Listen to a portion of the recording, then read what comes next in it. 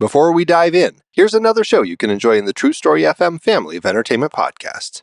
Do you like movies? Do you like sports? I never played that sport on the screen, but I really enjoyed how the movie made me feel. Well then, have we got a show for you. The Adrian Moment is where my friend Ocean and I discuss the triangulation of sports, movies, and life. We dive deep into the movies, discussing how they relate to and have affected our lives. We will talk about why the sport matters to the movie, why you don't have to love the sport to enjoy the movie, and mine a few nuggets of meaning inside the story you may not have realized was really there. After listening to our show, come join us for more conversations about the movies that portray the thrill of victory and the agony of defeat. Find the Adrian Moment podcast on your favorite podcast app and join us while we cover the sports you love and the ones you never think about. You will never see sports or sport movies the same again.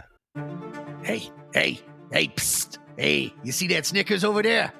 If no one's looking, you should just take it. No! Don't listen to him, my son. That would be stealing, and stealing is a sin. Sin Schmin, it's a freaking Snickers bar. You deserve to have it. Sinning really satisfies you. Repent, my child. Virtue is the only real snack worth savoring. For that candy bar is merely a gateway to nougat damnation. Has this ever happened to you? Listening to the devil on one shoulder and an angel on the other, and you're not sure what to think? Then we're here to help. I'm Pete Wright. And I'm Tommy Metz III, and this season on All the Feelings, we're examining the 7 deadly sins. You know, the fun ones. And the 7 heavenly virtues. Which are also a thing. Through personal stories, historical oddities, and way too much embarrassment, we take you on a thrilling journey through all the goods and the bads you hear about in church. But without all that pesky church stuff. So come join us for All the Feelings Season 9, a sometimes funny podcast about being human. All the sins, all the virtues. All in one place. Go to allthefeelings.fun to learn more, or subscribe to All the Feelings wherever you get your podcasts. Game over. Hooked on you, baby, you're golden. Time moves, I never noticed. Just can't get enough. Got me wonderstruck. Hello, everybody, and welcome to Make Me a Nerd. I'm Mandy Kaplan, a mainstream Taylor Swift football-loving mom whose mission it is to explore all things nerd culture.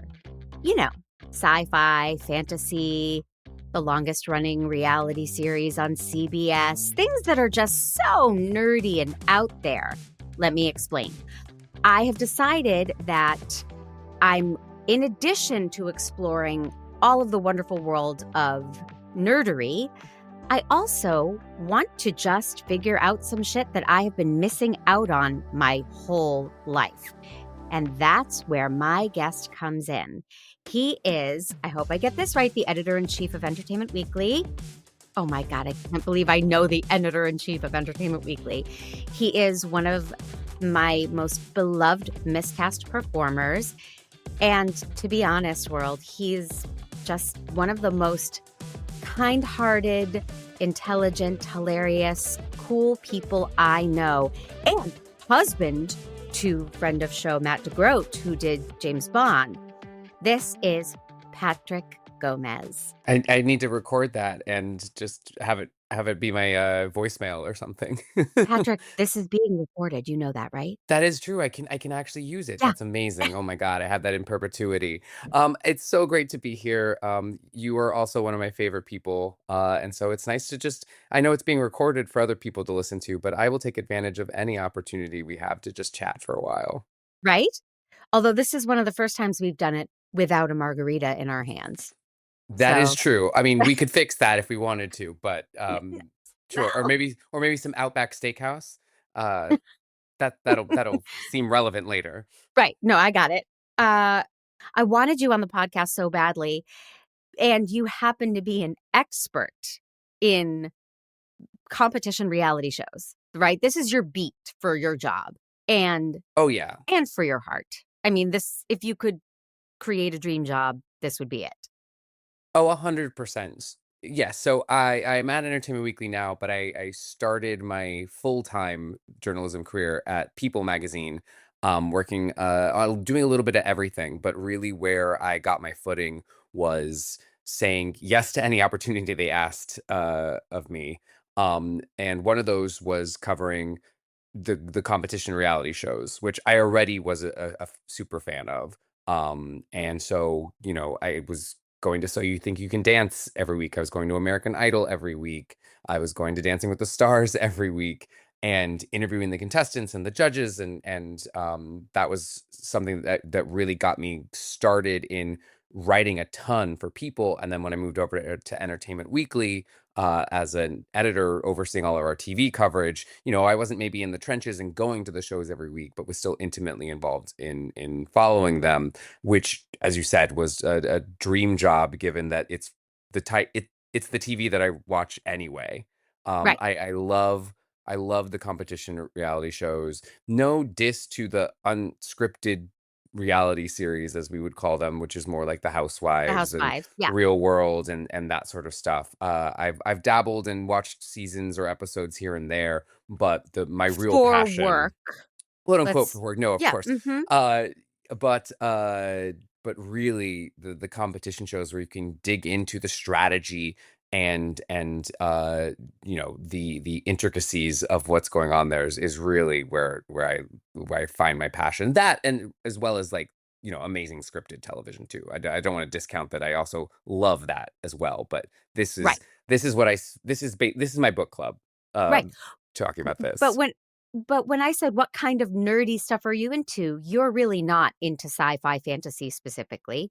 You're more, this is what you nerd out about. Yeah, Yeah. although I will say I read Dragonlance as a kid, which I know you've discussed. Oh, And since marrying your friend of the podcast, Matt DeGroat, have become a James Bond super fan. I was a fan, but I had only right. seen like Pierce Brosnan forward. Hmm. And now I have seen, as he mentioned, he rewatches every single one of them every time that new one comes out. Right. And I told him he gets that from me once. So we watched all of them through once. Now he can go do that on his own. But Marvel as well. So marrying a more of a nerd than me has certainly it made me more of one myself. But this Yes. is this is what I geek out about. Yes. You know. And that's the distinction. Because James Bond is not particularly nerdy. He's pretty cool, obviously. But it's your level of fandom, your level of watching them over and over and obsessing that makes it nerdy. And you Yeah. have that for reality TV. So I said to you, Patrick, what show should we do? And you informed me that Survivor has been on for 47 seasons, which I It can't believe. And just started 48. As of recording of this podcast, it's just a few days after the premiere of 48. So Okay. we are in season 48. Oh, gosh. Okay. So I have notes here. So if I'm not looking at you, please don't think I'm tuned out and checking my phone. I have notes as well. So I have so many notes. You chose season 20. Is that right? correct. Heroes versus villains. Yes. Okay. Now, a lot of my questions were answered as I watched all 983 episodes of this series. Jeez, Patrick. Um, This is the most I've watched for anybody because I love you the most. I was impressed when I said, yes, sure, watch this. And like 2 days later, you were like, done. And I was like, whoa, wow, Well, amazing. yeah, not quite that quick, but yes, I have no life. Thanks for telling everybody that. Um, okay. So I think everyone knows what Survivor is. We don't need to go into it. How much background knowledge do you have, behind the scenes knowledge? I mean, a fair amount. So I also, in addition to being a fan myself and reading a lot about it before I was covering it, Mhm. work with the preeminent survivor expert in the entire world, Dalton Ross. Oh, I At know that name. Okay. Yeah, at Entertainment Weekly, he has covered Survivor since day one. So we're Wow. 25 years, and he has all of the contestants on speed dial, basically. Him and Jeff Probst chat regularly, even between seasons when they're So why just am I having you catching up. on? Well, Can you get Dalton in here? I did talk to him about this earlier today to ask him if he had any thoughts or insights that he thought were particularly interesting that I should share. Okay. So he'll certainly be a little bit of a presence He'll here, be here but by proxy. yes, exactly. Yes. Okay, so the biggest question that I think everyone needs to know, where and how do they poop? So what's very interesting is that they used to film all over the world. Let's I guess take a quick step back, and while we don't need to maybe describe the premise of Survivor, it started, they didn't really know what this was going to be at all. And they thought it was actually going to be more of like an actual survivalist show where you really did prioritize who is going to help us have the most food the longest, who is going to help us build the best shelter. And there is a man uh, who is now seen as maybe a pariah, but at the time was seen as a legend, Richard Hatch, who minute he gets on the beach and they explain the game to the contestants, he starts to realize this has nothing to do with survival. If I want to win the $1 million, I have to start strategically placing myself in a group of people. They didn't even call it alliances. Like Alliances, yeah.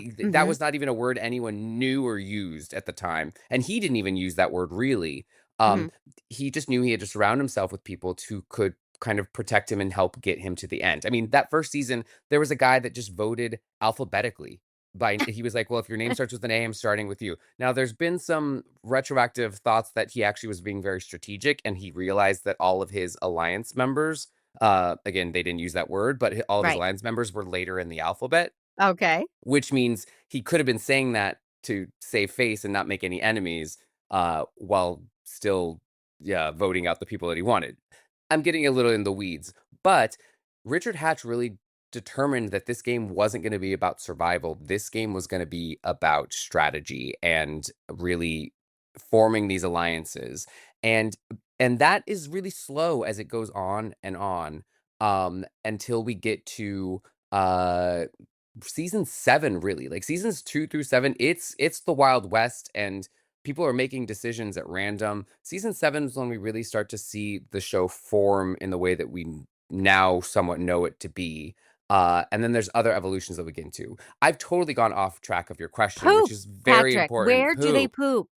So this earlier stage of the game, it was also seen as like a travel escapist show where they wanted to show you all these locations all around the world. So we started in Borneo, they went to Australia, Africa, Thailand, the Amazon, and then they realized we don't need to travel all over the world. We've kind of gone everywhere that we want to show everyone. So eventually, over time, they decided we're just gonna like place ourselves in Fiji. We'll do all our seasons on the same couple Oh, beaches, and they filmed the seasons back to back. Like they've really now turned it into a science of like they filmed 2 seasons back to back that takes care of a whole year. Um, and so the tribes go to the same beaches that other tribes have been at. Now they go in and they wipe all the stuff away that they had used to mhm, build the shelter so that they don't have mhm. any advantages from that.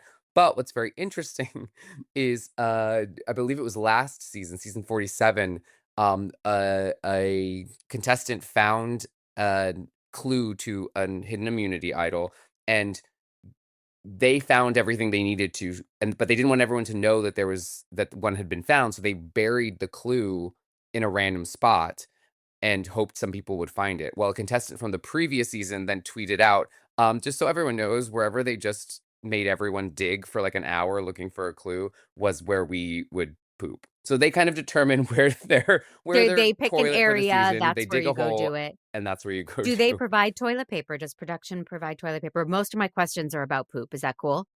That is We've got a totally couple of fine. hours here. Yes. Yes, and no. They provide some amenities, and obviously, if you have contacts or need to take any non-mood stabilizing medicines, you can. So, like if you're on Xanax, you don't get to take that, but if you're on blood pressure medication, you Right. can. That sort of And stuff. yes, and I read they They also provide sunscreen and bug spray and yeah, but not Yes, deodorant, because and they don't brush their teeth. Oh my god. Yes. And yeah, that was because early on there would be people that would just be out for a day or two because they were so badly sunburned. So yes, now they cover them in SPF. Okay. So, heroes versus villains must have been very exciting for those who knew who these people were. Like a Top Chef All-Star season or Master, like it's exciting. I knew nobody, so I have my ways of identifying who these people are that I hope you appreciate. They introduce them all. They fly in on helicopters and they dump them on this island. Um, and I won't go into everybody. Broken toe. Who breaks their toe? That's Rupert. That is Rupert, yes. Beardy McGruff breaks his toe, and that was PTSD for me because I when Casey was a baby, I broke my toe and it was like hanging off the side, and so At that least you were was. home and not, in Fiji having I a was home. I had to have a neighbor drive me to the hospital and hoist me into his car. It was intense. oof. Um, okay.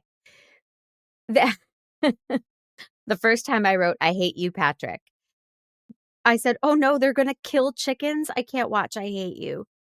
Do they really do that? They really do that, although they have to weigh the benefits because the chickens are also gonna lay eggs, so it's kind of Right. a conundrum of, do we get instant gratification and have some chicken for dinner tonight, or do we use them for eggs, Right. and have sustained protein? What's interesting here is this is inside baseball, Yeah. that there's, at the very least, rumors, if not more confirmed, that because this was a returner season, it was only the second time that they did an entire cast of returnees. The previous time they'd done that was All Stars, which was season 8.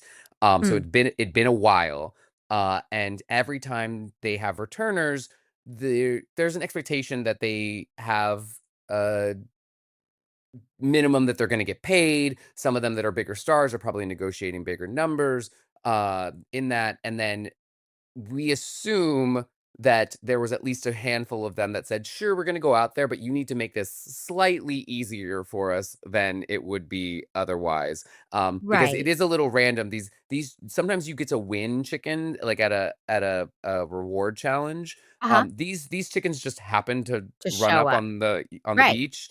So the predominant theory is that those chickens were released by production, but it's still impressive. Okay. They caught all 4 of those chickens very quickly.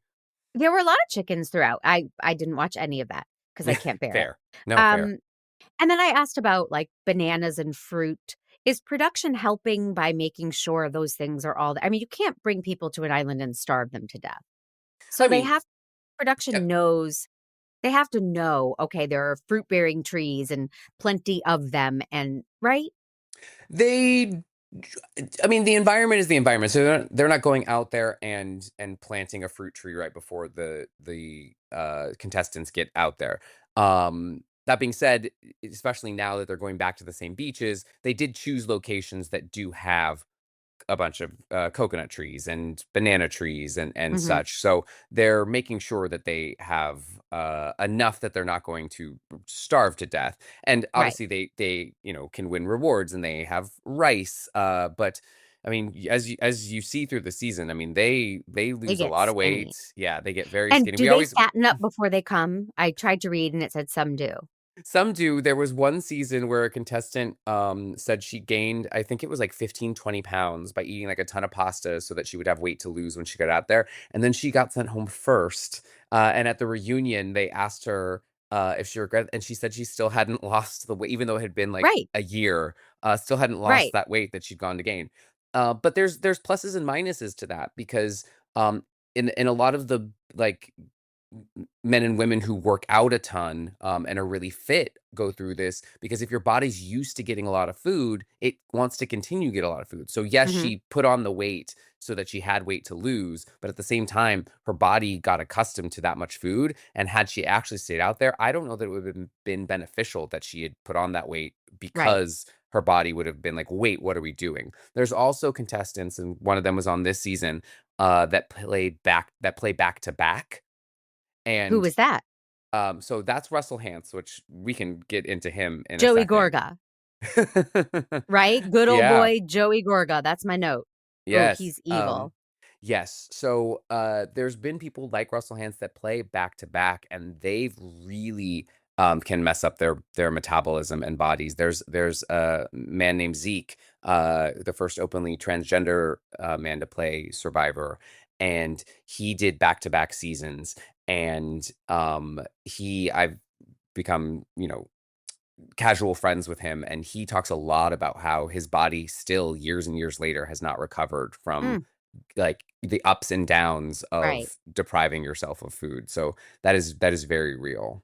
Watching them transform is interesting. Watching them get skinnier and stronger and leaner. It's My friends and I, we have a weekly viewing that we've done since season 21. So we didn't watch this one together, but we call it Wines Day, and we get together and we watch. And we always say there's that first few episodes where like they everyone loses like that 5 pounds that probably anyone has to lose.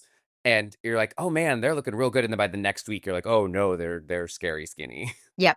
Yep. Yeah. I mean, I all my questions are like no teeth brushing. I looked these things up, so I know that's true. No makeup. I'm out, right? I mean, It's so I funny was because so close to going on that show, Patrick. I mean, final stages of the interview process, and then they said no makeup. yeah, well, Yeah. everyone's got a line. I have to say, Mhm. I would either make the best or the worst uh, TV because my least favorite things are being wet, cold, hungry, and tired, and that is what these people are the entire time they are out there. Mhm. Used to be 39 days, now it's actually 29 days. Oh. Post pandemic, they've really streamlined the process. So it Mhm. used to be that there was 3 days between eliminations when they would vote people out at They're called tribal. tribal councils, That is Patrick. true. Look at you becoming the expert. Yes. Uh, and now they just plow through. And there's a lot. They call it the new era. So at this point in the series, at season 20, there was what was called OG Survivor, like original Survivor, early season players, and then modern Survivor, which is basically anything season 11 and beyond. Season 11 is where they introduced hidden immunity idols. Like I Mhm. said, those early seasons, not only were the contestants figuring out what the show was, but production was figuring out what the show was. So there was a Mhm. lot of elements that they didn't really have yet. And so at this point, when you're watching Heroes versus Villains, there's two schools of Survivor. There's the players who have only played in the early seasons, and then the players that are, a little bit more advanced because they're used to the twists and turns of like the idols and such. Right. Now we have what's called old era and new era Survivor. That is basically anything from season 41 on is now considered new era, where it's a shorter season. The players are all usually super fans, when back in this era, there was a Right. lot of casting at bars, and you'd find someone, a casting director would go out to dinner and their waiter would seem cool and they'd say, you should be on the show, and they'd never heard of it or seen it. Now pretty much Uh-huh. everyone that goes on the show Right. is a super fan that knows the Right. ins and outs, and they play like it. Yes, yes, yes. Um, it makes total sense. Let's talk about Jeff Probst, the very handsome Jeff Probst. Is he on autopilot at this point? How do you do this 47 times in a row? As I say this as we're about to do our 43rd miscast, and I am far from on autopilot. But uh so much of this is repetitive. The games get very repetitive. And he has to stand there and be like, oh, he threw a beanbag so close. Oh, she threw a beanbag so close. Like, what does he say about this? Is he as into it? Oh, 100%. So over the years, I'd have to look back and see if at this point he actually had already stepped into this role. But at this point, he basically runs the entire show. I mean, he's the showrunner now. Mm, okay. And so he loves being involved in the production side in addition to just hosting. And what's really impressive about Jeff is he doesn't have an in-ear at those tribal councils. Like, no one's directing him to ask certain questions or follow up in certain ways. Like, in Mm, that way, he's a really great journalist in navigating the storytelling. And so a lot of that from day one has been him really figuring out what the story is to tell at any tribal council. The other really cool evolution, having just recently rewatched seasons 1 through 8 during the pandemic, which I guess isn't that recent anymore, is he really evolved also as a like sports commentator. In the Hmm. early seasons,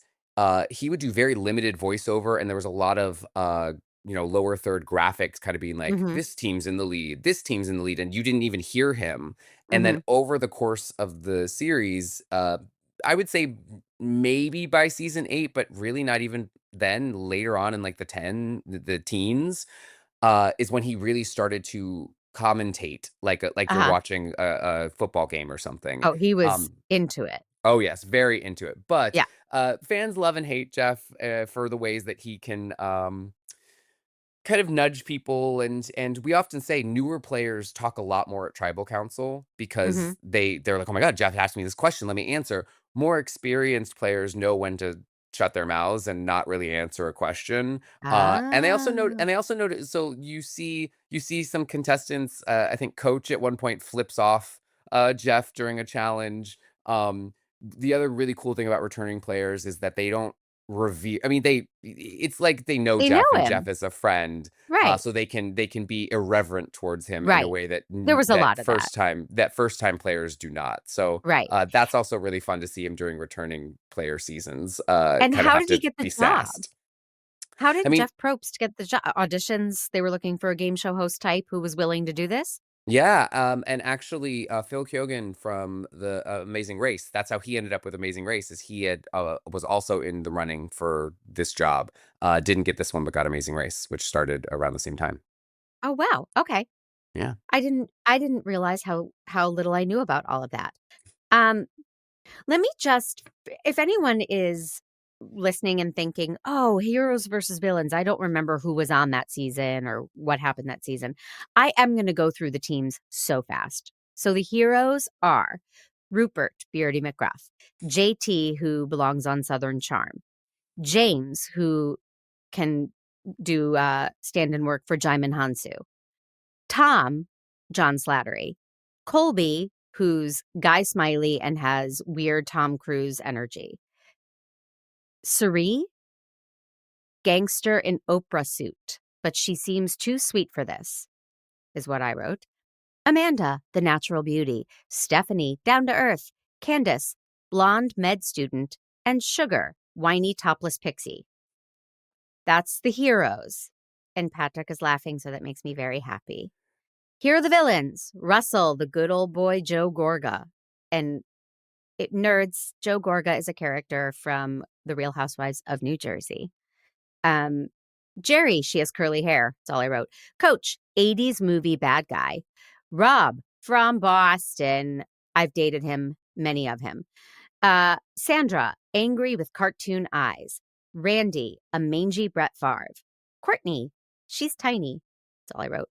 Parvati, ew, she thinks she's a Vanderpump kid. Stop biting your thumb. Danielle says she's an aggressive player and has an alliance with Russell. Tyson, misogynist prick. Okay. How'd I do? I have to say a lot of these were spot on. Some of them are interesting, and this is actually knowing that you knew nothing about Survivor. Nothing. This was the thing I was most interested in. It was like who you started to like and identify with, or what your thoughts are here. Because as you mentioned when I said Russell has played twice, like there's history here that as a super fan you tapped into right away when they announced this cast. One of the really interesting things about Russell is he had just played the season before. So Mm-hmm. there's two things about that. One is that he's the only one that, and they talk about this on the show, he's the only one of the cast that they don't really know because they haven't seen him play. So they don't Oh, know what type interesting. of player he is. I know So what you he's a mean. little Yeah. bit of a wild card. Everyone else, they've watched their seasons, they've hung out at reunion parties, they, have attended screening events, and they all know each other to some Mm-hmm. capacity. And if they don't know each other in person, they've watched the seasons, they know, oh, that person likes that, like they know each other's tells, they know each other's style of play. And with him, they had no idea who he was. All they were told was that he definitely earned his villain team status. Okay. And other than that, they didn't know that he was a finalist, and many people thought he should win, including Russell, who didn't know he spent this entire time filming the season thinking he won his season because they don't reveal the winner until the live finale. And he Oh. filmed this in between filming his season where he made it to the Whoa. end, and then the live finale was after he filmed Heroes versus Villains. Whoa. So he spends the whole time thinking his game, which was very similar to the game he played here, which is kind of just bulldoze Hmm. and not care about people's feelings. Right. He played almost the exact same game, thinking he played that and won that way. And spoiler alert for the end of this, it doesn't work out for him either time. Mm, doesn't he get a consolation prize? Yes. Do you want to talk about that now or later? No, we could talk about it later. Okay. All right. Now, I'm all the way on episode 2. Mhm. I mean, there's a lot of television here. Did I Yes. cut you off? What were you going to say? Oh, I just was well, one thing about episode 1, if we want to talk about that first challenge, that the I will say for the first episode, that first challenge is considered one of the most iconic Oh, in all of Survivor history. I was a little worried when I remembered everything that happens in that challenge that you would expect that that's normal. There's usually maybe an injury or two over the yeah. course of an There, entire season, so and most seasons there's not. Uh, there's lots of wrestling in that one. They dig a bag out of the sand and they tackle each other and they wrestle. It got very intense. Not my yes. not my taste. Yeah, and Somebody's that's not shoulder popped out. Ugh, yes. right? Well, there was actually a dislocated shoulder in the first challenge of season 48 that is airing now. Oh, But that was just because somebody, was crawling under a net through mud a little too aggressively. Like no one popped it out for right. them. Um, but most challenges are not like this. Most seasons have one or two injuries total, if any at all, and we Okay. just go out right out the This gate. season had a lot. Yeah, right out the gate, we've got broken toe, dislocated shoulder, someone's top getting pulled off, a double flip off. There's a lot going on here. Right. Everyone, it's very memorable, but I was worried that you would think, oh my God, is this what every challenge is? I was okay. I Good. handled it. Yeah. Episode 2, Rob starts talking, and now look, I grew up in Boston. All my family sounds like they're from Boston. His accent sounds like an actor doing a bad Boston accent. I've never heard one like his. It's bizarre. It's bizarre. All right. Um, so I asked, what are your watch parties like? And you said they're wine stays, but what do you serve? Is anybody wearing bikinis and coconuts as bra tops? Well, many of us have buffs, and sometimes we'll wear them occasionally throughout the season. Uh, What's a buff? A buff is what they are wearing, that, has their tribe color on it, so some of them wear it around their wrist or their neck or their head, or some of them wear it Oh, as a like, little because I'm tube top. wearing, no one can see me. I'm wearing a bandana because I didn't have a buff, but that's what Yes. this would be. Yeah, so Okay. the iconic line is when you reach the merge, or they're doing a tribe swap, which they actually didn't do in this season that they had been doing, where it's before you go into the individual second half of the game where everyone lives together. Sometimes they would say, okay, great, you're on these two tribes, but now we're going to mix the two tribes up, and you're still on two Mhm. tribes but with different people. Anyway, anytime they do that, Jeff says, drop your buffs, and you Oh. select new buffs, and do that. Oh, He I he only says missed it that. once this season, rather than Okay. usually it's at least twice, Oh. and which was a little bit of a twist for these players to be on their toes that it didn't happen that way. It's also the longest. Normally, the what we call pre-merge and post-merge. So merge is when they end up all The living 2 teams, together, yeah. and the game becomes an individual game rather than a team game. Uh, this is the longest pre-merge in the show's history. So they spent a lot more time on the team side of things before they got to Mhm. the individual side than we usually do. But that being said, you asked about Wines Day, and we normally throughout the course of the season, it's Wines Day because everyone brings wine, and somebody might bring cookies or chips or little snacks here and there. But the finale is where we go big and people wear their buffs and we make food themed to the season. Season 21 being the first one that we did this. There was two contestants named Kelly. So one got to be Kelly, and the other one got to be Purple Kelly, because Mhm. she had a purple streak in her hair.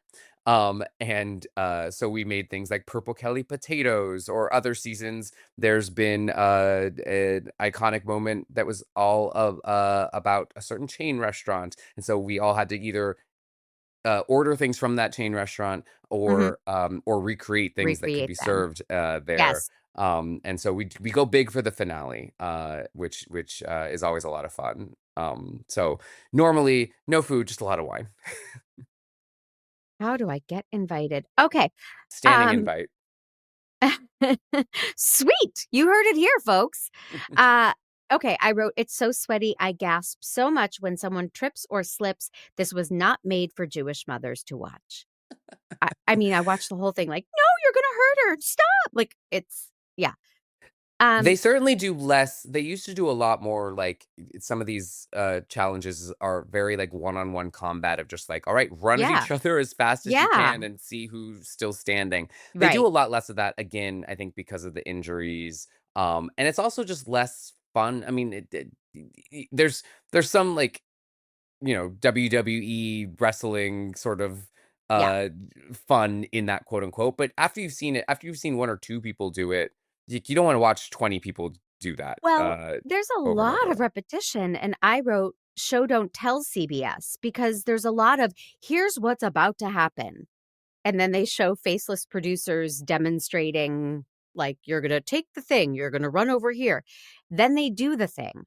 It's there's got to be a way to trim the Well, fat. you've also got to think, this aired in 2010, Uh-huh. and audiences have evolved a lot since then. There's a lot more reality competition shows. They can pick up things a lot faster, so there is a lot less of that now. Oh, Um, good. the interesting thing about Survivor itself, in terms of the evolution of TV, though, is prior to Survivor, well, I'll say prior to the 90s, you really didn't have much of any serial television. It was all, formulaic. It was either a sitcom where everything resolved within the 30 minutes. And if you missed an episode, like, there Right. wasn't a major character development. But same Right. with the dramas. It was a lot of, cop procedurals, things like Mhm. that. ER comes along and kind of shakes things up, makes things a lot more serial with a larger cast. Because the other thing, too, is if you ended up with a serial, there was like 4 or 5 characters you needed to keep track of. Survivor premieres in 2000, and there's, almost 20 people that you have to keep track of, and not only keep track of them, but you have to keep track of how each one of them feels about all the others. Right. And that was completely new for people. Mhm. And so I think what you're seeing is the residual of them feeling like they need to spoon feed us a little bit. If you watched That could a be more recent episode, there's a lot less of that good. explanation of everything every single time. Yeah. You are also forgetting soap operas, which always existed, and this is akin, I think. But Fair, very fair. yeah. But you answered my next question without my asking it, which is how has it evolved, you know, over the years? More chicken murder, what the fuck, Patrick? I wrote that's what I wrote. Yes, and Um, that the chicken debate is still going strong. To somewhat answer, that was kind of the viewer evolution of the show. I will quickly say that in terms of the evolution of the series, we talked a little bit about new era, old era. mhm, Uh, there are so many more twists now. Like, here we have the hidden immunity idol, which I, mhm, only started in season 11.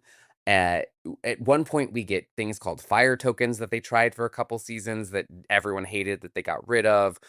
Now it's evolved. It's not just hidden immunity idols. You can find a power. So at a tribal council, you could stand up and say, if you have to choose a person, if you have an idol, you have to tell me that you do.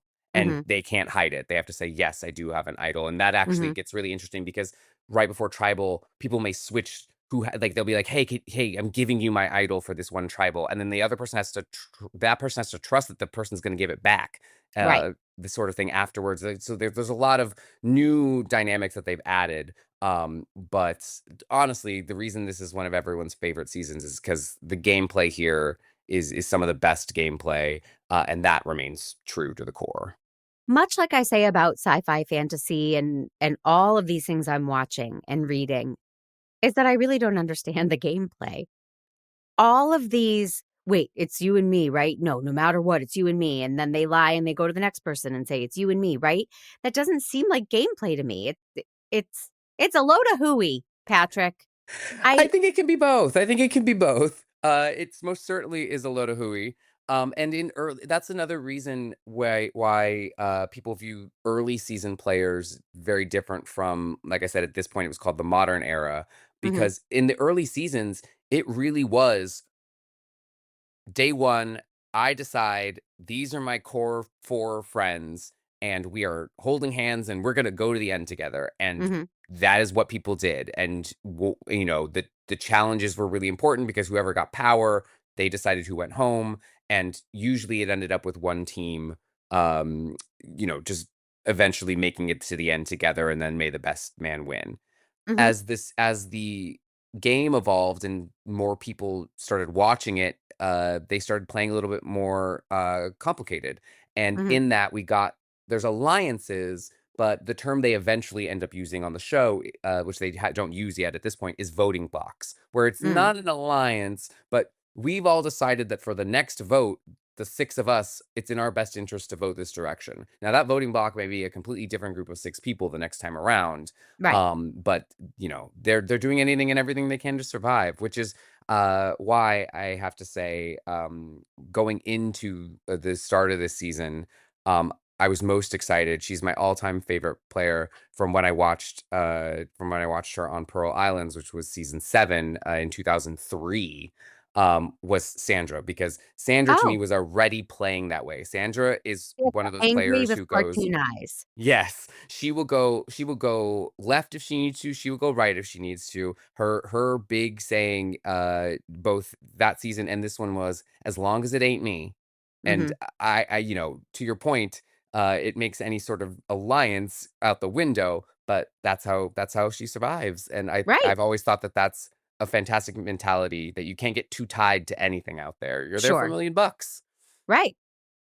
Which $1,000,000, not so much anymore. Yes, there was just a story, Hollywood Reporter just did a story, like, talking about how much it's worth now versus when it was worth then. It's worth, like, Right, $538,000 versus an actual million. right. They have not raised it for inflation, aside from, the All Winners season they did, for season 40. That All one, right. they did double the prize. As they should. Yeah. Um, I mean, if you'd have to pay me 1,000,000 just to skip brushing my teeth once. Uh, okay, you don't know this about me, but I have a huge pet peeve when people add the word baby to things. Yeah, that's it, baby. It makes me crazy, this show. If we could do a drinking game, ooh, I would have been hammered. It was very cringy for me. I think that's Um, also a sign of the times, 2010. It was no, a people do it even more now. I'm oh, telling you. no. It's oh, ugh.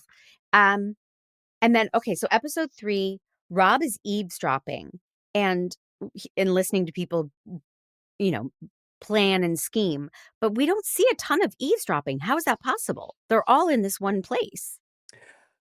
I think, they show it when it's gonna be very, pivotal to the game. They call it the edit. The edit, there's a lot of fan talk about the edit, and Jeff Probst hates when contestants bring up the edit, like, "Oh, you only think I'm a horrible person because of the edit," and he says, "No, you don't call it the edit. The camera catches what it catches, and we just show the world." Mhm. That's, to steal a phrase that you used earlier, that's a bunch of hooey, Yeah. because they can, from JR, you can edit anything to seem positive or negative, Right. and give someone what we, in the Survivor fandom, call a winner's edit. And they Mhm. used to be really bad about this, where you knew going into the finale, like, who it probably was going to be, because it was the one person that they've given this arc. Yes. Now they'll give people the arc, and you'll think, like, oh my god, this has to be the winner, and then they'll go home, and you're like, oh no, and then a new one will emerge. Like, they've gotten more advanced in their storytelling Yeah. now, but back then it was the same thing on America's Next Top Model. If you watch some of the earlier seasons in particular, but pretty much most of the Tyra Banks era, the first person that talks in the episode, like, right after they do the recap, the first person that talks was always the one that went home. It was a formula. They were the scene setter of, like, "This week, I'm very Mhm. excited always the first one to go home. So I've noticed patterns on Top Chef now that I'm watching old ones, and it's usually the person who gets to like make a call to their kid. And, yes. and they do an interview about, I have a 2-year-old and I'm really missing him. And I'm like, well, good news. You're going home then. You're gonna see them very soon. Yes, Yes. most definitely. So Yeah. the edit is a big thing here, and that's Yeah. part of it, that there's a lot more eavesdropping and conversations that we don't see. But that was something that Sandra was really known for, in her first season. She would, just go crawl into a space that she knew people would eventually come by, hide, be there for a long time, but then eventually 2 people would come sit down and she'd hear everything they Right. were saying. Oh, I love it. There's a That's like, future she must be a little sibling, right? Yes, She, like, exactly, you could right? picture her at age 6, like, I'm going to find out where everyone's playing after school. And yeah. Totally. And there's actually a guy named Tony, who wins a future season, who has something he calls the Spy Shack, which is basically the same thing where he just like he creates this little like leaf structure that he hides underneath and listens for what people are saying at the water well and that sort of stuff. So there is a lot of that that goes on. I think they only Okay. show it to us when it's Okay. necessary for the storytelling. Well, Rob is interesting to me. He was a real hated guy in the past, right? People hated Rob. He's very good at this. I don't know if what he does in real life, but he's very good at this game. So he's a And construction worker, oh, and in his first season, he made a fine impact. Definitely said some misogynistic and homophobic things at that's what I was just times. about to say. Come on, act like a man is one thing he said, and I was like, oh, well, now I hate him. There was a gay man on his first season, and let's just say it was very much of its time. The things that were being said about them, and Rob was certainly Mm-hmm. one of them. To his credit, he seems to have evolved with the times very, very well. Good. But his second season, the reason that he's beloved at this point in time is he'd played twice before. Once was his first season that we just talked Oh, about. The second time was All Stars. okay. It was the first time they did an all returner season. It was season 8, and he met his wife Amber. They end up going to the final 2 together. They fell in love on the beach. Everyone says Oh, it's horrible. Like, how are you gonna get to the number one rule? They talk about this on season 20 when there's some potential coupling. That's Coach gonna and put it. Jerry. Yes, Coach and Jerry. Although behind the scenes, apparently Sugar and JT had been hooking up before the season started. And Oh, but he was Southern Charm and Annoying uh, Pixie. yes, Uh-huh. topless pixie. Yes. Mm-hmm. um. So anyway, love connections all around. But they make it to the final 2 together. He had played a much more aggressive game that angered a lot of people. Amber had been very strategic, not discounting her, but he was seen as like the mean guy that helped get them there, while she was like the more strategic behind the scenes and very kind to everyone. She ends up Mm-hmm. winning, but then they end up getting married, so he ends up with the prize anyway. But he actually now has played 1, 2, 3, 4, 5, 6 times on Survivor, twice on Amazing Race, once on Deal or No Deal Island, and once on Traders. So he is a reality Wow. TV legend Yeah. at this point. Okay. Wow. Well, I went from being intrigued by him to just effing hating him when he said, act like a man. It was such a clear signal to me that he's not one of us. Then don't watch season 4 for sure. Okay. Uh, I actually wrote on episode 5, the chocolate episode, these injuries are reckless. How can the show justify this? But you explained that they got a little better about it and that usually seasons aren't so full of injuries. Correct. I think they one got better at it. They two it becomes a lot more puzzles and obstacle courses rather than combat or other things that require brute strength, because I think they also realized that it's more interesting to see more dynamic play than it is to see physical brute strength win out Yeah. time and time again. Yes.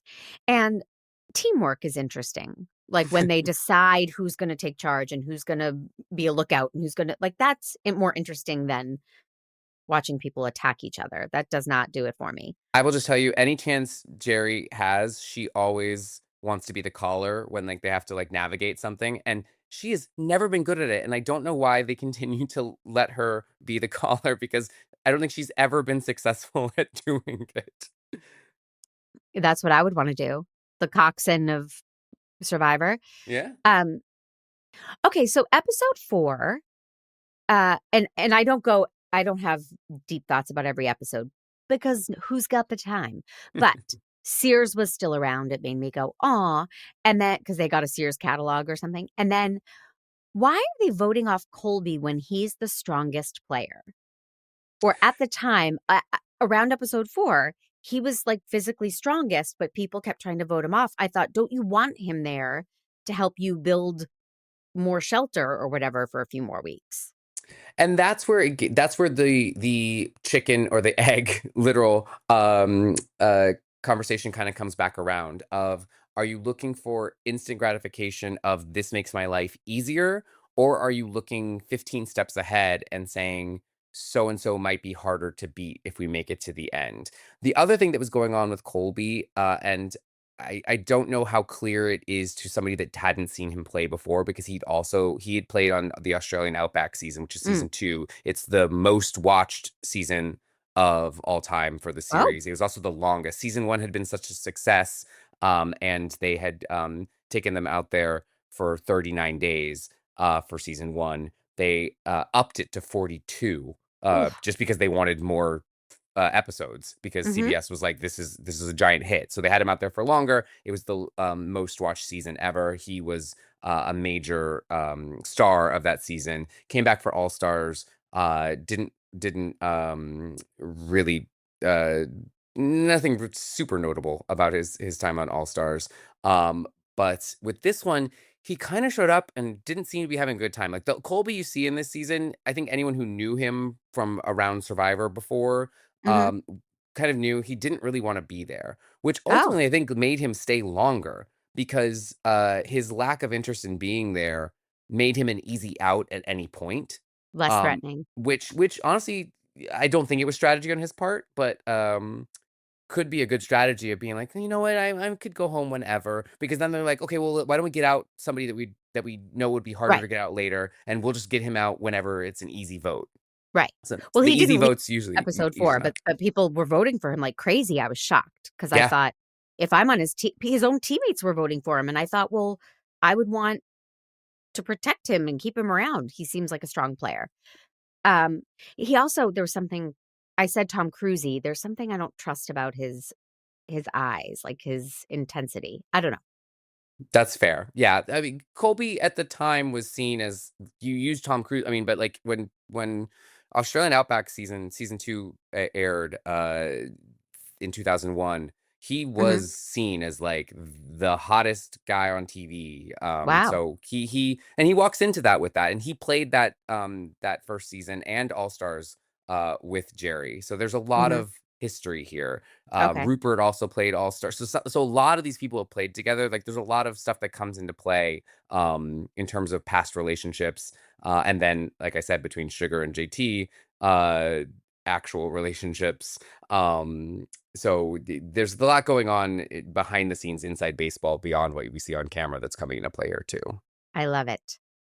I'm on episode 6, and this is where I said binging feels really redundant. This would be way better if I had to wait a week in between, Well, that's right? what's cool about Wines Day is Yes. we treat it like book club, where like we'll pause. Sometimes I pause more than some of the guests might like, but we'll pause and be like, "Oh my God, do you think that was the right decision? Or what do you like? What do you think they're gonna do? And oh, was that the right choice?" And, like we're dissecting every little thing, and then you have the whole Mhm. week to talk about it, and then you run into a friend that doesn't come but watches, and you're talking about it outside the movie theater or whatever it is. Yeah, And so that's, yes, the same thing. Binging, my husband binged Lost, and he was like, it just wasn't the same binging right, it as it was, I'm sure, watching it in real time. right. I'm like, no, yeah, that was a thing. Yes. No, I agree. Sometimes you need to let it marinate, and it's better to wait. Yeah. Um, okay, this was the episode where the villains won hot dogs, and watching them eat hot dogs at tribal council so casually was hilarious to me. They were just chomping down while the good guys were like, "Oh, I'm so hungry." Right? It's very fun. I will say the when they get food rewards in some of the early seasons, they would an entire team would literally play for one Snickers bar. Uh, it's they have some very interesting food challenges in the history of Survivor, Mhm. where they literally are fighting for a tiny sliver of a Snickers bar. Right. But here, I believe this is the episode where James pulls out like a Nelson laugh when Jeff tells the villains they have to stop eating and leave. And I literally think he goes like, "Heh heh," and it's just like so random. Also from James. James is another one I will say. Jaimin Um, Hansu, right? yes, Yep. yes. He had played twice before and Mhm. always been seen um as a hero, like as somebody you wanted to root for. And he just this whole time seemed like he was just didn't want to like in this place of negativity in a way that He was took a not the turn. case. Not the case in previous seasons. And I think part of that was the injury. I think you see that in Rupert too, who Mhm. usually had been this like, you know, ball of joy. I'm not a Rupert fan, but many Beardy people. McGruff, yep. Yes, Peter McGrath. Many people are giant fans of Rupert. He was the most popular player until Stephanie LaGrossa, who already went home in an earlier episode, where we're at in the recap. But until she came along, which is I think is a reason she went home early, because I think Rupert kind of was a little jealous that she was the most popular person. Wait, who's this? Um, Stephanie? Stephanie, she Sari? went. Oh, uh-huh. No, Stephanie. Stephanie. Shoulder She dislocator. Yeah. Yes, shoulder dislocator. She had played a season. It was the first time they didn't. Usually, when a team gets decimated so much, they end up doing a swap, like I mentioned, and re-evening out the numbers.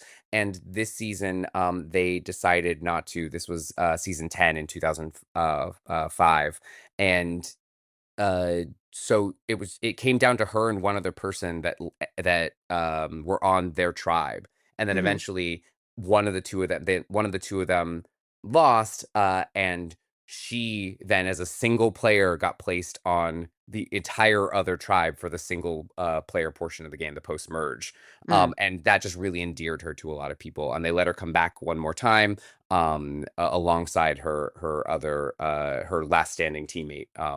And they were super super popular. And so I think that popularity, there's a lot of egos at play Yeah. here, that's not normally the case when you have a bunch of new people. Everyone's kind of on even playing field. Here there's people that are like, I'm the best player that Survivor's ever had, or I'm the most popular, and Right. there's jealousies and things that are coming into play. And I Absolutely. think that had it wasn't the only reason, but I think that definitely had something to do with particularly the Rupert and Stephanie dynamic. So that's at play here too, which is, again, as a fan, having watched all of the seasons prior to this, it was like watching Avengers Endgame and just seeing all these characters interact from all of these different movies that you've loved for years.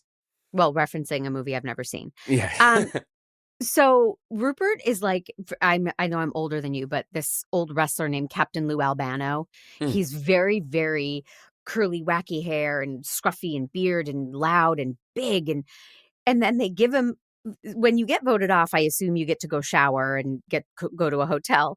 He's the only one who doesn't seem to opt in for that. He comes back after he's been voted off. He doesn't look any more cleaned up.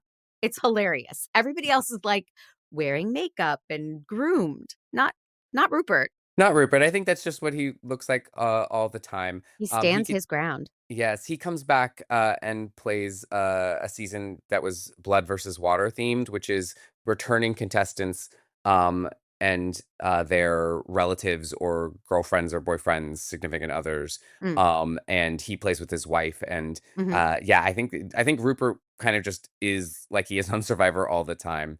But they you mentioned going to a hotel or anything. They don't go to a hotel. They go to a a actual place with walls and working water Mhm. and such. But they call it Ponderosa, and they used to back in the day, used to be able to go to, like, CBS.com and watch Ponderosa episodes where it was kind of just like the person Ooh, arriving and like what the I'd be dynamics are like interested. there. What do they Yeah, do first? Yeah. exactly. Now, where does the crew stay? There must be a hotel for the crew or So again, both. it's not hotels. They are in like uh a production village of such, but literally Okay. like a village. So it's not they're not taking a a train or a car or a helicopter Mhm. off to like a nice resort or anything. Like they are out there in the elements as well. They're protected. They're in actual beds and Right. they have mosquito nets and things like that, but they're not in some sort of like Oh, resort that's around the corner or anything like that. okay. Which I think is also why they do 29 Shorter day seasons, yeah. seasons too. Okay, so I'm on episode 8 where pizza becomes the reward, and they serve the grossest, coldest, congealed pizza. What the fuck, CBS? Well, you gotta remember, like, they are, out in the middle of nowhere, and this one was filmed in Samoa, and I can't imagine there's, an authentic pizzeria anywhere nearby, so they are using, flour and cheese and meat that's all locally, It found. just right, but didn't it look nasty? Weren't you Oh like, "Oh, this poor the winners oh, it get looked to eat worse than, this," like and yeah, it ugh, looked worse than, like, what they used to serve at school, like school, yeah. yeah, it was but Yeah, it was worse than that, like, worse than we used to call that cardboard, and this looks worse than that, yes, but when you're not totally. eating anything, Right, anything tastes good. right. Um, episode 8, my big observation is that Jeff Probst is a little bitchy and sassy. Like I said, he can sass the contestants, and that's true of any season. What's fun here is that he gets the sass back when people feel like they have the capability to do that. Mhm, He'll during endurance challenges, he'll start asking people questions. And I would say even now newer players are just like, not now, Jeff. Like, I've got to mhm. focus. Right. But he loves to stir the pot, which is his job. Yeah. I think he doesn't get enough respect for the fact that most reality show hosts, everything is very scripted. A lot of times they actually record we see as them talking to the contestants. They record that reading off of cue cards or a teleprompter Mhm, and look at where the contestants are going to be. And then when the contestants actually come in, they kind of can paraphrase or read off of a piece of mhm, paper. And he doesn't do that. Like everything he does is live, everything he does is off the cuff. He's got no in-ear telling him what to say or what to ask. So he really does. I mean, even before he was a producer and now showrunner of the show, he was a huge part of producing what we mhm. see. Yeah. But yes, he No, he he's can very good he can at get it. I'm he not can get a little it's big for his britches sometimes. he was bitchy in this one. Um, and you call it an endurance challenge. I call it watching people stand. Yeah, Now, I think how they're many both true. hours are they standing? I mean, there are some challenges, particularly early on. They stop doing, or I wouldn't say they stopped doing endurance challenges over time, but I think they realized it's not a productive use of our production time or the viewer's time for Right. to watch people just stand for hours and Stand. hours and Right. hours. And so now usually what we'll get is there is an endurance challenge and maybe they'll do it for a couple hours and then there starts to be incentives to stepping down Yeah. or an additional like, okay, well now you can only you know, have one Stand on hand one instead of two leg. hands or one Yeah. leg, and now you've Yeah. gotta hop everything. So Right. they make it go faster, but in those God, early days, yes. it was literally just you stand Oh, until you can't do it anymore. yes. Season 3 in Africa, like there's this one challenge. I mean, they are up there for hours and hours and hours. Mm, And as a viewer, you're rooting for them, but at the same time, you're like, all right, can we just get to the end? right. I will say, in Survivor Thailand, there is one that I think they thought was going to last forever, but it's not a well-revered season for many reasons that we don't have to get into here. But the eventual winner took along two people that were definitely not challenge threats, and the endurance challenge lasted, I think, all of like 45 seconds. Oh god, that would be me. I would get up on the pole and be like, "You know what? I'm done." Like, I just ugh, this is hard stuff. Side note, Parvati is so punchable. Good lord, I hate her. Okay, that's Yeah, where I wrote that. I will say you were more in line with people that have played against her. As a viewer, everyone Parvati is considered one of the all-time greats of the show. And people adore her. My friend John, who is the only other like founding member of Wednesday, night one. We have others that joined us within the first season, but he and I were night Mhm. one Lionsdayers. Parvati can do no wrong in his eyes, and he is a representative of a large faction of the Survivor fandom that see her as like an all-time great and love her. But She is um, the Dakota Johnson of Survivor to me. Like, just flirty and ugh, well, not a I've fan. heard her compared to Regina George, where there's people who love her, but if you don't love her, you hate her. Sure. Um, okay. It I mean, you've answered this along the way, but at this point, I wrote, "Have how many of these folks have you met? Are they the same in life, or are these character versions of them we're seeing?" But you've been answering that you have met some of them, and is there anyone that stands out as, like, who was wildly different in real life, or, who was exactly like they portrayed on the show? Yeah, I think what's interesting here, and with most reality competition people, is as much as I was arguing that there is an edit, it's hard. Like, this strips you down to your bare essentials, and also when you're hungry and tired, and so you're seeing these people at their worst. But at the end of the day, you're seeing who they are. So I wouldn't say anyone's been dramatically different. The most recent interaction I've had with someone here was actually with Parvati. She is friends of a member of one of the sales teams at the company that owns Entertainment Weekly, and Mhm. we did a charity event for after the wildfires here Mm, in Los Angeles, and she showed up and helped put together toiletry kits, and we mhm. got to chat briefly, and she's lovely and sweet, but I know she would cut my throat in a second if we were on a reality competition show. So that's Right. also the difference. It's interesting because my godmother got me started on Big Brother way back in the day when that Mhm. started, and we always love the opposite people because I love the ones that are out there playing hard and doing whatever it takes to get to the end, and she always likes the ones that are like sweet and nice and Right. that's who I'd want to hang out with in real life. But when I'm watching a competition show, like, I want to see you go for it. Right. And she's certainly one that goes for it, but is also, a sweetheart. And meeting Sandra, like I said, she was one of my all-time favorites. I met her at a big viewing party event a couple years ago, and she is everything you want her to be. Oh, The big good. personality in just the right way, but very kind, and love her. And yeah, all the other ones that I've met are pretty much what you'd expect, both in the good and bad ways. Yeah.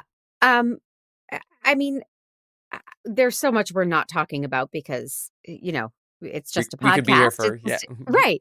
But, we saw a lot of their personalities and a lot of, uh, you know, you get a sense of who's doing it because maybe they have nothing else going on in their lives, and who's doing it because it's the thrill of the game, and it's, uh, it's really I found it interesting, the humanity of it all, and Russell, by the way, I at one point, it occurred to me, "Oh, Russell looks and sounds like Charlie Manson. He is such a wannabe cult leader. I control Jerry," is something Mhm. he said. "I control Jerry." I have some There's a lot of thoughts about Russell. cringe. Yeah, there's a lot of Ooh, cringe here. Not just Russell, you mentioned Boston Rob. Candace has a moment later on at the finale that we can talk about. blonde But med student. yes. I have to remind myself because she didn't really leave an impression. They didn't feature her. Well, I will say when the cast was announced, she was the one I mean, there's others that people could argue, like, should they be part of this and should they not? But Candace was the big question mark, and so the only real impact Candace had was in her previous season that she played. She mutinied was really the first person in Survivor history to fully leave another tribe and say, "I'm leaving y'all and I'm going back." I mean, or I'm going over and playing with these other people. Mm, And, they tried to frame that as a hero thing. I think, for a lot of these people, if you looked at their Survivor history, Sandra could have been a villain or a hero. mhm. Oh, Candace could that's have been clear a that they villain just or a for some of hero. them, they just picked. Yes. But They just Candace had to was pick. but it's not a surprise that Candace didn't make an impact to you because that was the same thing that fans had said, like, "Why is she really here?" That being said, they bring her back again. similarly doesn't, I think probably makes the most impact out of any time she played the next time around. Hmm. But yeah, Candace was the big that came from Yeah, the fandom when this cast was announced. agreed. So my favorite episode is episode 13 when their family comes. And Oh I'm not yes. gonna lie, I cried when Oh, they I get to cry hug. every time, and my friends all make fun of me. But I wrote, "Oh, I'm crying because they got to hug their loved ones. But if Jer hadn't showered, I would high five him instead." So that is as deep as my love goes for my husband. I love that they're doing this fun competition where they have to run and get little pails of water and throw the water for their loved one to catch. And Colby is losing his mind with rage at his brother. God damn it, Reed. God damn it, Reed. And this poor guy, Reed, is like just holding a pail trying to make it work. And I was laughing so hard at how many times they caught Colby screaming at his brother. Yes, I have to say, so they, because of post COVID, also because of the rapid nature of the series now, they don't have the family members come out anymore. Oh. They get letters from home, which is something that they do on other seasons too. You usually get letters at Hmm. one point and then the family visit. And it's I love the I'm glad that you mentioned that, because that to me is one of the most memorable aspects of this. Hmm. I do have to share with you an iconic family member visit moment from Sandra and Rupert's first season, Pearl Islands, Hmm. season 7. So there was a character. We call them characters because they're not their people. Like, I want to acknowledge, like I said, that they are different people off of Right. outside of TV. But named, well, he calls himself Johnny Fairplay. And he is one of the all-time villains of Survivor. And So uh, not such a fair player. So maybe correct. not a great name. Loves a double peace sign and lying straight to your face. Um, he has like one of his best friends come out, which is something our friends used to always debate of, like, who would you have as your family? Because sometimes it's like, well, yeah, I'd love my significant other, but if I want to win the challenge, I might invite my cousin or like whatever that Right, right, is. right. Like a bigger, stronger. Yeah. Exactly. So he has a Sorry, Gene. friend show up. Has a friend show up, and this was planned. He has said, like, that's who I want to come if I get to this point in the game, because they have to obviously arrange this ahead of time. Yes. Um, but when the friend shows up, he starts to quote unquote cry, and uh and they're like, "What's wrong?" And he says, "I asked for my grandmother to come, and I knew if my grandmother wasn't the one here, I instantly knew, like, she was gone." So it's this whole thing. It has the friend like come up to him and they chat, and then he's like, "Oh yeah, my grandmother's gone." Basically, everyone throws the challenge so that he can win it and spend time with his friend and get more information about his grandmother. The entire time, everyone is just like, throw the challenge to him. Sandra is the only one that is like, "Hell no." She's like, "I don't buy this." Come to find out, he completely lied. His Yeah. grandmother was alive and well, came to the finale. She did actually just recently this year pass away. Okay. But that is 22 years later. So she had a Right. nice long life after that. But that Oh, is probably the most infamous family yes. visit challenge moment. That being said, Colby yelling at his brother is another God one. damn it, Reed. Oh, I loved it. But that is despicable, Johnny. I mean, But also, I mean, you're there to play a game, so uh, everyone has a different line. all's fair in Love and Survivor, I Yeah. guess. Um, so one thing I said, oh, episode 14, they do a clip show. Now, Yeah. I don't think this was earned. I'm glad you just rolled your eyes because I thought you were going to say, "Are you kidding? That's the best part." But I said, maybe it's because I'm binging, but we've just seen all of this. Yeah. It's not like, um, when Golden Girls would do a clip show, it's like, well, those were past seasons. We haven't seen that in 3 years. That's fun to walk down memory lane. But Yeah. I mean, uh, again, that's where I think they no longer do these. But I think at the time in 2010, at the point that this season would have aired, I would not have had a DVR yet. So I was definitely having to record on VHS if I was mhm, not home. So I think mhm, this was still a residual from linear television, having to watch live. If you missed things, here it is. yeah, They like to sometimes pepper in like one or two unseen scenes here. Big Brother does a better job of this. They usually do it right before the finale, looking Right. back at all the moments, but then Unseen they footage. add in, Yes. Yes. they add in things you haven't seen. At this point, especially if you're binging, you do not need to watch the recap episode. Yeah, I So I fast should have forwarded a warned lot of you. it. Yeah. No, Yeah. no, it's quite all right. I'm a big girl. Okay, so now they do their finale, which is, as you're telling me, months and months later?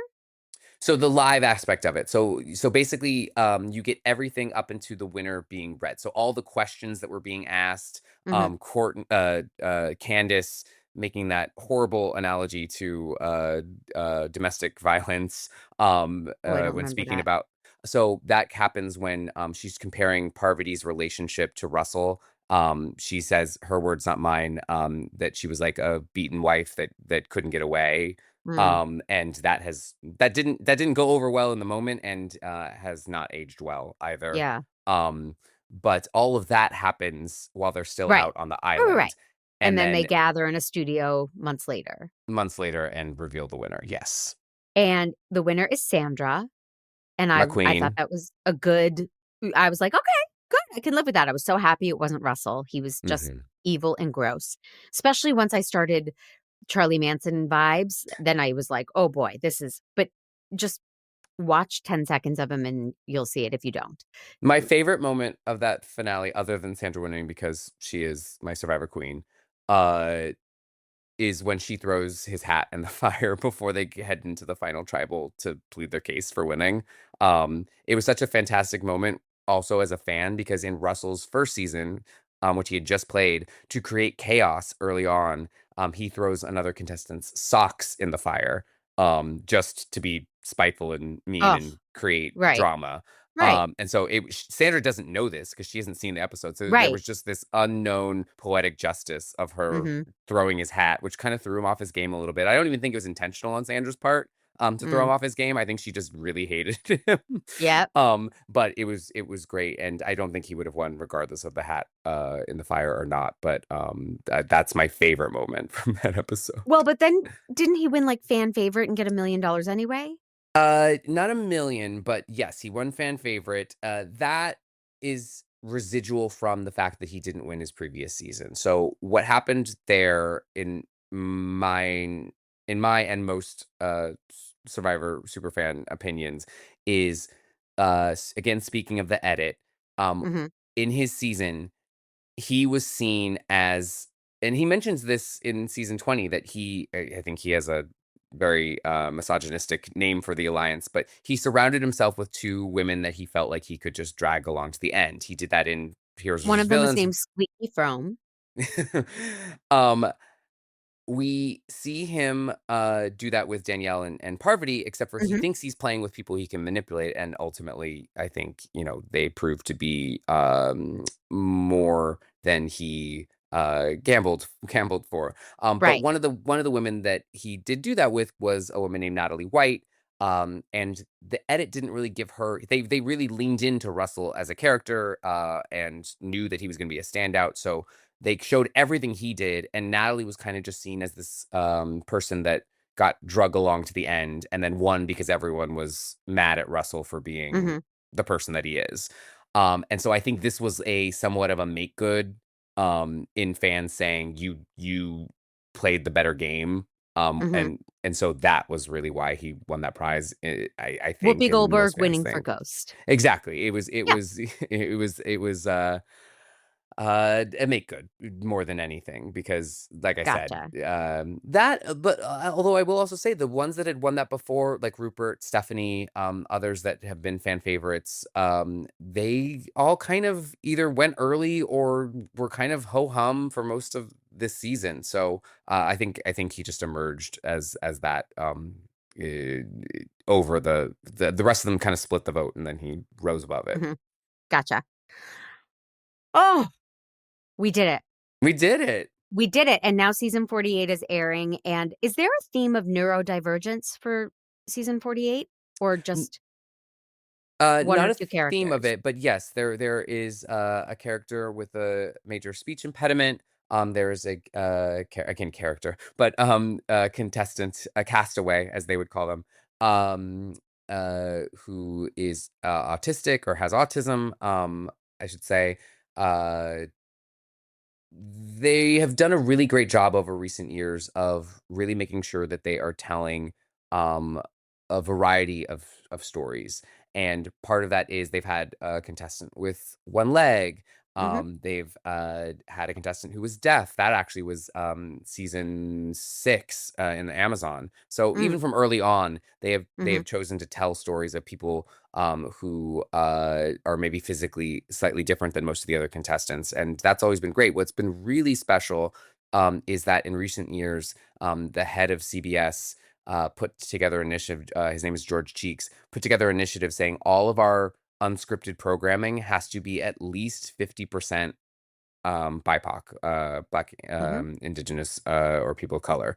Yes. And that really has changed the game because there are some seasons, especially early on, where there is one person of color on the Mm-hmm. entire season. Like out Mm-hmm. of 18 or 20 contestants, one person. They did go the other direction in Parvati's first season, which is unofficially, it was officially called Cook Islands. It was unofficially called Race Wars because they split them into 4 tribes by race. They had a black tribe, a white tribe, an Asian tribe, and Really? They Latino literally tribe. said it? That was the whole premise. Yeah, it was Yeah. the whole entire premise of Wow. the show. And it got even back then when it aired in 2006 or 2007, got the reaction that it deserved. Um, and now they don't even really do huge theme seasons Mm-hmm. anymore, or at least haven't done them in the new era, quote unquote. The next Mm-hmm. one we'll get is season 50, which will be filming very soon. And they've said that that's going to be an all-returner season to celebrate the Yeah. 50th. Originally, Sure. they said it was only going to be players from the new era. The fans kind of revolted, and now they've opened it up to say that yes, we'll have contestants that played in the first 40 seasons Meanwhile, as Chris well. Harrison is rolling over in his golf cart. Like, really? I lost my job and you guys did Race Wars? Yeah. Ugh. I mean, again, they didn't call it that, but that's ultimately what it was. Well, yeah. Yeah, but other than that, the seasons were, very white. And the recent seasons have been incredibly diverse. And that's been Good. really great for storytelling. And just, obviously showing different walks of life. And what the show at its best has been when you get 2 people from very different backgrounds. Even season 1, Richard Hatch ended up befriending this like senior citizen Marine who at the time says things that are now and even at the time very derogatory about gay people. Mm-hmm. But ultimately they were really good friends and Mm-hmm. went to the end together and that's always been the show at its best, is telling Right. those sorts of odd couple stories. And this season, yes, there is a really fantastic relationship between a young woman, like I said, who's on the spectrum, and a man that she kind of sees as a father figure Aw. coming together. And it's really very sweet, which is great. Has there ever been anybody, this would be my plan, like, okay, Patrick, you and me, we protect each other. If one of us wins, we split it. We So take care of each technically, other. yeah, I mean, I'm sure people have found ways to like non-verbally say that, but there are rules Okay. that you can't Okay. promise any, not even that would split anything, but you can't promise I'll give you money or anything Right. like that to Damn it. to do it. But yes, but thinking like a villain already, love it. Yeah. Which is one of the questionable things here about the season, is one of the things we didn't talk about, which is unprecedented. And the fact that we didn't bring it up, I think maybe means that if you aren't a fan of the show, you wouldn't have thought it was weird, is when JT on the Heroes Tribe writes a letter and gifts a hidden immunity idol to Russell. Mm-hmm. That was unheard of and had never happened before and hasn't happened since. Yeah. Where did he get a pen and paper, by the way? Exactly. That's what everyone always says. And some they used to get, they don't do it anymore, but they used to get what they called luxury items. And so some fans have said, well, maybe somebody had a diary. I'm like, no, they wouldn't allow you a pen and paper. Like they just wouldn't, because they don't want you writing notes to each other and the camera Mm-hmm. not being able to catch that verb. Like that's just a Mm-hmm. production thing. You wouldn't want Right. that. So True. somebody gave him that pen in my thoughts. Somebody gave him a pen that made that happen, but that was an Mhm. iconic moment. Another one we didn't talk about that is iconic to any super fan is when Russell gives Parvati an idol, didn't know she already had one. Then she pulls out both at tribal council and plays them for two different people. She goes, about that, Jeff, which is, a Survivor super fan if they say to you, about that, Jeff, because Okay. that means they're in with the in crowd there. Well, mine would be God damn it, Reed. But I know that's one of my new favorites. yeah. Oh, God damn it, Reed. Patrick Gomez. So here's what's going to happen. I'm going to tell the world my business about my podcast. Then you're going to tell the world where they can see you, read your stuff, find you. You are just a national treasure. I'll say it. You're incredible. You're so knowledgeable, but so not precious about this stuff. And I cannot thank you enough. Then for members only, we are going to do a bit of an Oscars special that only members can hear. So if you are interested in hearing what it was like for Patrick at the Oscars, we're going to record it post ceremony. Please hit that join button on makemeanerd.com. Make Me a Nerd is a production of True Story FM, engineering by the peerless Pete Wright. Has his work cut out today. Our theme song is Wonderstruck by Jane and the Boy. You can get me on Instagram at Mandy_Kaplan_Clavens, both with K's. And I'm on Blue Sky now at Mandy Miscast. If you are listening to this on Apple Podcasts, please leave a review. Hit 5 stars and write that review. That helps more people find the show. And like I said, extra bonus content. You get your episodes ad-free and early if you go to makemeanerd.com/join. Please consider joining the members and supporting this mission of mine. Patrick Gomez, where can everybody find you? Entertainmentweekly.com. Yeah, EW.com for sure, and Entertainment Weekly socials. You can see me hosting red carpet live shows for all the big award shows on our YouTube channel, and as well as on the day of at our site. But you can go back and see old ones on YouTube. And then I'm at Patrick Gomez LA, as in Los Angeles, on all things social. I'm so glad you did this. I adore you. I can't wait to talk Oscars. You and I were talking Oscars before we pressed record, and you already gave me all this fun behind the scenes stuff. So from last year's ceremony. So now, after March 9th, when this drops, lots of fun stuff, everybody.